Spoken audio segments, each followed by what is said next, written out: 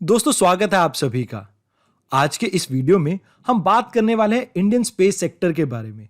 Recently एक article publish हुआ था योजना मैगजीन में, और मुझे लगता है कि ये आपके एग्जाम के लिए बहुत इंपॉर्टेंट हो सकता है, क्योंकि प्रीवियसली भी यूपीएससी ने इस टॉपिक से बहुत से क्वेश्चन पूछे हुए हैं।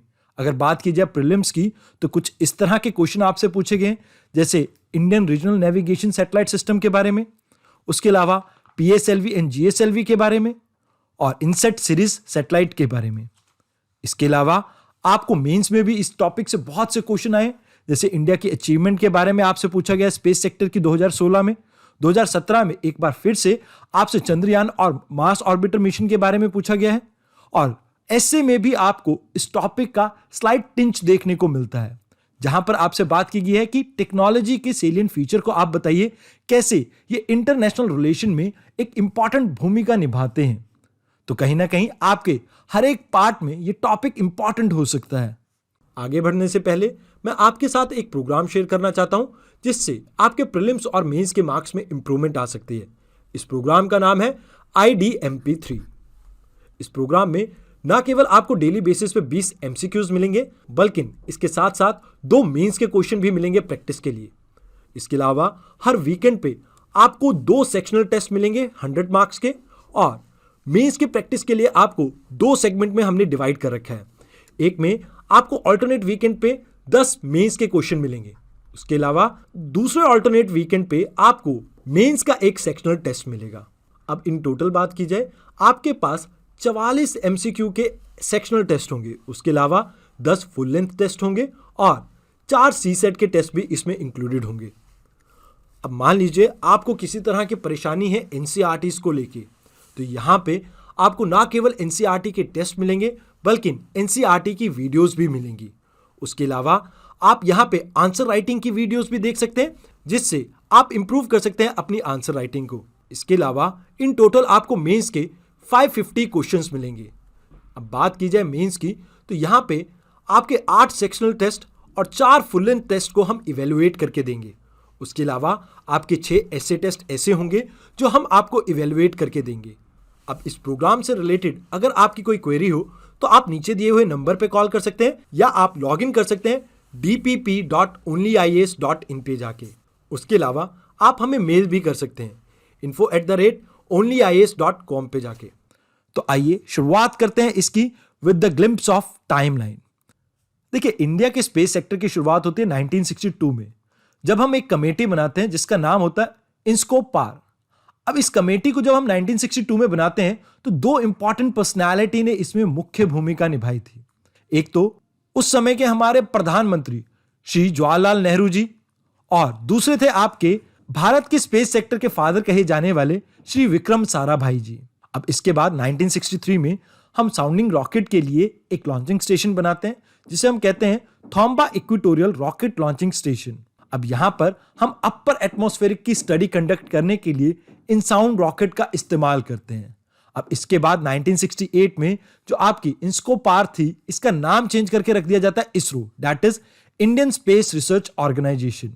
अब यहां पे आप एक कोट भी यूज कर सकते हैं, स्पेस सेक्टर की डेवलपमेंट के टाइम पे दिया था, we must be second to none in the application of advance technology for the benefit of society. ये कोट आप कभी भी यूज कर सकते हैं जब आपको टेक्नोलॉजी के ऊपर कोई क्वेश्चन आए, तो इसे आप इंट्रोडक्शन में यूज कर सकते हैं, और इसी वजह से ये कोट मैंने आपको यहां पर स्पेशली मेंशन किया है।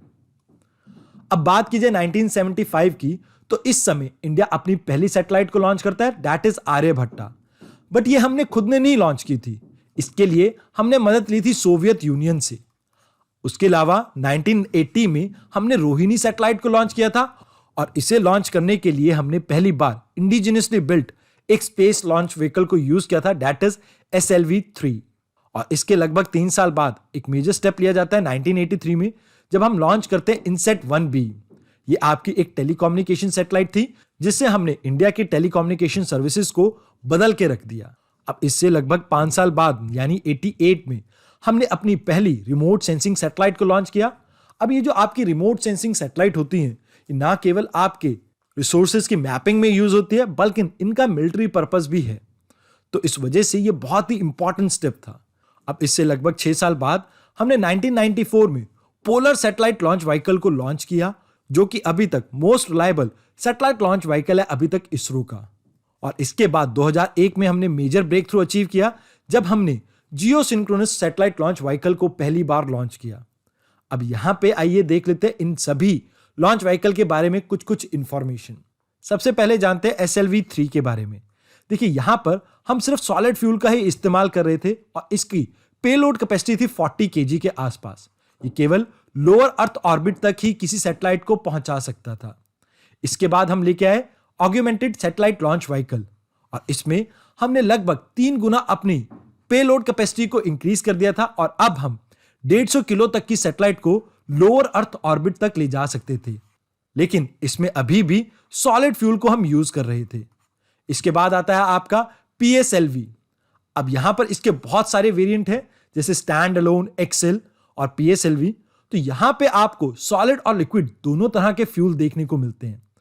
अब इसके थ्रू आप लगभग 2 टन की सैटेलाइट को सन सिंक्रोनस या पोलर ऑर्बिट में पहुंचा सकते थे। उसके अलावा इनके थ्रू आप थोड़े कम वेट की सैटेलाइट को जियो ट्रांसफर ऑर्बिट में भी पहुंचा सकते थे। अब इसके बाद आती है आपकी GSLV सीरीज, जहां पर आपका पहला वर्जन था मैक 2 और दूसरा वर्जन है मैक 3। अब यहां पर आप क्रायोजेनिक इंजन को भी यूज करते हैं, जहां पर मैक 2 में आप 2.2 टन की किसी सैटेलाइट को जियो ट्रांसफर ऑर्बिट में पहुंचा सकते हैं, वेयरएज मैक 3 में आप 4 टन की सैटेलाइट को जियो ट्रांसफर ऑर्बिट में पहुंचा सकते हैं। अब यहां पे एक इंपॉर्टेंट क्वेश्चन है आपके लिए। आपको मुझे यह बताना है कि विकास इंजन किसे कहते हैं, सॉलिड, लिक्विड या क्रायोजेनिक स्टेज को। उसके अलावा एक क्वेश्चन आपसे यह भी है कि क्रायोजेनिक स्टेज में हम कौन सी गैसेस को बिलो 0 डिग्री सेल्सियस हम स्टोर करते हैं। अब यहां पे आपने उन गैसेस का नाम बताना है जिन्हें हम यूज करते हैं एज अ फ्यूल या ऑक्सीडाइजर। आइए अब जानते हैं कि स्पेस सेक्टर का क्या सिग्निफिकेंस है। देखिए आप जानते होंगे कि 1999 में जब कारगिल वॉर हुई थी तो हम यूएसए के GPS सिस्टम के ऊपर बहुत ज्यादा डिपेंडेंट थे और इसकी वजह से हमें बहुत सा कोलेटरल डैमेज देखने को मिला। अब उसके बाद हमने नेविक सिस्टम को डेवलप किया और अब हम यूएसए के ऊपर नेविगेशन के लिए डिपेंडेंट नहीं हैं। इसी तरह से आप ये भी कह सकते हैं कि आपकी जो मिलिट्री यूज सैटेलाइट्स होती हैं उनसे हम अपने एनिमीज के ऊपर नजर रख सकते हैं। तो कहीं ना कहीं इन दोनों पॉइंट से हमने नेशनल सिक्योरिटी को और ज्यादा इनहेंस किया है। और साथ के साथ जो आपकी घुसपैठ की हरकतें हैं जो पाकिस्तान अमूमन करता रहता है, तो उनके ऊपर भी नजर रखी जा सकती है इन सैटेलाइट के थ्रू। उसके अलावा दूसरी इंपॉर्टेंस है रिमोट सेंसिंग। अब देखिए रिमोट सेंसिंग से हमारे पास बहुत सारा डाटा आता है, जैसे इंडिया में किस तरह का रिसोर्स मिलता है, इंडिया के फॉरेस्ट की मैपिंग या इंडिया की इमेजिंग, जिससे हमें यह पता लगता है कि इंडिया में किस तरह से हमारा लैंड यूज पैटर्न है। तो इन सभी का बहुत ज्यादा सिग्निफिकेंस है। अब मान लीजिए मेरे पास ये डाटा हो कि कौन सा रिसोर्स कहां पे मिल रहा है, तो मैं इजीली उस एरिया में माइनिंग कर सकता हूं ना। उसके अलावा अगर इंडिया की मेरे पास मैपिंग है या आप ये कह सकते हैं इमेजिंग है, लैंड यूज पैटर्न है, तो इससे मैं लैंड यूज को और बेटर कर सकता हूं इंडिया में। अब आप तो जानते ही हैं कि इंडिया के पास लैंड बहुत कम है और पॉपुलेशन बहुत ज्यादा, तो कहीं ना कहीं हमें जरूरत है लैंड के वाइस यूज की। उसके अलावा ये जो आपकी सैटेलाइट है कहीं ना कहीं बहुत हेल्पफुल है आपकी कम्युनिकेशन के लिए। यहां पे मैं 1-to-1 कम्युनिकेशन की बात नहीं कर रहा हूं, यानी मैं मोबाइल फोन्स की बात नहीं कर रहा हूं या आपके टेलीफोन्स की। यहां पे मैं बात कर रहा हूं मास कम्युनिकेशन की भी। फॉर एग्जाम्पल हम बहुत सारे टीवी चैनल्स देखते हैं, तो वो कैसे देखते हैं, इन सैटेलाइट्स के थ्रू ना। उसके अलावा जो आपकी एजुकेशन है, टेली एजुकेशन, जहां पे हम टीवी पे DD साइंस देखते हैं या DD न्यूज देखते हैं, तो वो चीज कहां से आ रही है, कम्युनिकेशन से ही।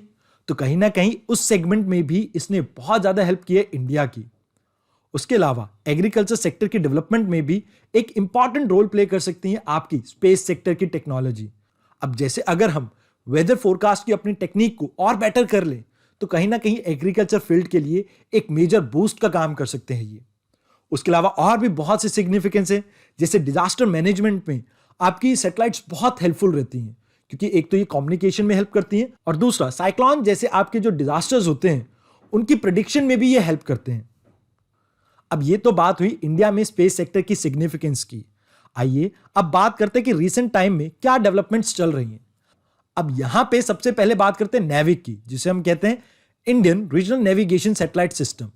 इसे इंडिया ने लॉन्च किया था अपनी खुद की प्रिसाइज पोजीशनिंग के लिए। अब यहां पे ना केवल इंडिया की बल्कि इंडिया के आसपास के 1500 किलोमीटर के एरिया को हम प्रिसाइजली लोकेट कर सकते हैं अप टू 20 मीटर की एक्यूरेसी के साथ। उसके अलावा आदित्य L1 के थ्रू हम सन की स्टडी करेंगे। गगनयान के थ्रू 2022 या 23 में हम मैन मिशन भेजेंगे स्पेस में, जो कि इंडिया का पहला मैन मिशन होगा। उसके अलावा 2017 में हमने draft space activity bill propose किया था, जहां पर हम फोस्टर कर रहे थे प्राइवेट सेक्टर के पार्टिसिपेशन को। उसके अलावा हमने डिफेंस स्पेस एजेंसी को फॉर्म किया है, जो कि एक ट्राई सर्विस ऑर्गेनाइजेशन है, जहां पर हम इंडिया को तैयार कर रहे हैं स्पेस से रिलेटेड वॉरफेयर के लिए। फिर 2019 में हमने न्यू स्पेस इंडिया लिमिटेड करके एक कंपनी बनाई थी, जो एक PSU है, और ये डील कर रही है इंटरनेशनल क्लाइंट से, ताकि इसरो के जो प्रोडक्ट्स हैं हम उनको बेच सकें, या आपके सैटेलाइट की लॉन्चिंग है हम उसको और ज्यादा इंप्रूव कर सकें।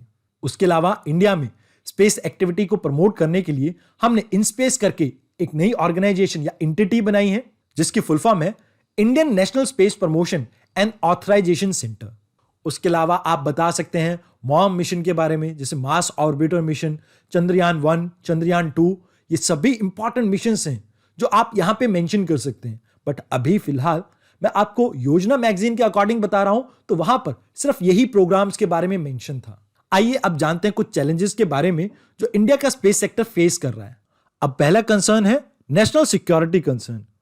अब जैसे गवर्नमेंट है, गवर्नमेंट के पास सभी तरह की स्पेस से रिलेटेड नॉलेज है इंडिया में। अब यहां पे इन नॉलेज को शेयर करना या लॉन्च मेथड को शेयर करना प्राइवेट कंपनीज के साथ, ये थोड़ा रिस्की हो सकता है। कहीं ना कहीं एक तरह का सिक्योरिटी कंसर्न जनरेट कर सकता है इंडिया के लिए भी। उसके अलावा जैसा कि हमने एरोस्पेस सेक्टर में देखा है कि जो आपके प्राइवेट प्लेयर्स हैं, ये बहुत ही घटिया क्वालिटी के कंपोनेंट यूज करते हैं कई बार, क्योंकि इनका एक ही मकसद होता है प्रॉफिटेबिलिटी को इंक्रीज करना। अब यहां पे अगर ऐसा होता है तो कहीं ना कहीं ये एक डिजास्टर साबित हो सकता है इंडिया के लिए। उसके बाद दूसरा आपका डिले इन प्रोसेस। अब जैसा कि आपको पता है कि इंडिया में जो गवर्नमेंट सेक्टर है उसकी वर्किंग बहुत लेथार्जिक है। यहां पे आपको बहुत सारे अप्रूवल लेने पड़ते हैं, बहुत सारे मिनिस्ट्रीज के पास जाना पड़ता है अप्रूवल के लिए, तो इसमें बहुत ज्यादा टाइम लग जाता है, तो जिसकी वजह से आपके प्राइवेट प्लेयर पार्टिसिपेट करने से घबराते हैं इस सेक्टर में। अब जैसा कि आप जानते हैं कि अंतरिक्ष और न्यू स्पेस एजेंसी करके 2 PSUs हैं। अब ये दोनों ही आपके डिपार्टमेंट ऑफ साइंस के अंडर आते हैं। अब मान लीजिए कोई प्राइवेट प्लेयर इसमें पार्टिसिपेट करना चाहता है, तो कहीं ना कहीं एक कॉन्फ्लिक्ट ऑफ इंटरेस्ट जनरेट हो गया ना। डिपार्टमेंट ऑफ साइंस उस प्राइवेट ऑर्गेनाइजेशन के बारे में सोचेगा या अपनी खुद की PSU के बारे में सोचेगा, तो इस कॉन्फ्लिक्ट ऑफ इंटरेस्ट के कारण भी प्राइवेट प्लेयर ज्यादा पार्टिसिपेट करने से घबराते हैं। अब चैलेंजेस के बारे में तो बात हो गई है, आइए देखते हैं कुछ रिकमेंडेशंस। अब यहां पे गवर्नमेंट को एक तरह की क्लैरिटी देने की जरूरत है कि इसरो को वो किस रोल में देखना चाहता है और प्राइवेट ऑर्गेनाइजेशन को वो किस रोल में देखना चाहता है। उसके अलावा जो फ्यूचर प्लैनेटरी एक्सप्लोरेशन है, क्या उनमें प्राइवेट सेक्टर को इंक्लूड किया जाएगा, और किया जाएगा तो उनका किस तरह का रोल रहेगा। इसके अलावा इसरो को भी कोशिश ये करनी चाहिए कि जो उनकी टेस्टिंग फैसिलिटीज हैं उनको प्राइवेट सेक्टर्स को आप रेंट पे दीजिए, ताकि वो टेस्ट कर सके नई टेक्नोलॉजीज को। इसके अलावा प्राइवेट कंपनीज को इंसेंटिव देने की जरूरत है, ताकि ये नई सैटेलाइट और लॉन्च व्हीकल्स बना सके।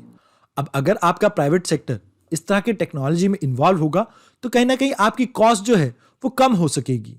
उसके अलावा अगर गवर्नमेंट ने जो पॉलिसी फ्रेम की है या रेगुलेटरी जो फ्रेमवर्क है वो काफी अच्छे हैं, आपके प्राइवेट सेक्टर को इनेबलिंग प्रोविजन प्रोवाइड करते हैं, ना केवल आप डोमेस्टिक सेक्टर से बहुत ज्यादा इन्वेस्टमेंट ला सकते हैं, बल्कि आप अट्रैक्ट कर सकते हैं FDI भी अपने स्पेस सेक्टर में। अब यहां पे मैं कंक्लूजन में आपसे ये कहना चाहूंगा कि देखिए, स्पेस सेक्टर बहुत ही इंपॉर्टेंट है इंडिया की सॉवरेनिटी और इंटीग्रिटी के लिए भी। जब हमने 1975 में सोवियत यूनियन की मदद से आर्यभट्टा सैटेलाइट को लॉन्च किया था, तो इंडिया की दूरी और ज्यादा बढ़ गई थी USA से। तो इस तरह की परेशानी हमें फ्यूचर में देखने को ना मिले, इसलिए इंडिया ने फोकस किया था स्पेस टेक्नोलॉजी पे, और कहीं ना कहीं इंडिया को सेल्फ रिलायंट बनाने के लिए ये जरूरी भी था। उसके अलावा हम वर्ल्ड में सबसे चीपेस्ट रेट पे सैटेलाइट को लॉन्च करते हैं, जिसकी वजह से ना केवल हम फॉरेक्स को अर्न करते हैं, बल्कि बहुत सारे देश हमारे ऊपर डिपेंडेंट है अपनी सैटेलाइट लॉन्चिंग के लिए। अब जैसे अगर USA ने भी अपनी छोटी मोटी सैटेलाइट लॉन्च करनी होती है, तो इंडिया की कॉस्ट इतनी कम है कि वो इंडिया से ही लॉन्च करवाते हैं। अब इससे एक बेनिफिट ये है कि इंडिया इंटरनेशनल एरिना में अपनी डिपेंडेंसी क्रिएट कर सकता है, जिससे ना केवल इंडिया की इमेज को बूस्ट मिलेगा, बल्कि जो इंडिया सुपर पावर बनने का एक सपना देखता है, हम उसे भी साकार कर पाएंगे। तो इस वीडियो में इतना ही। धन्यवाद।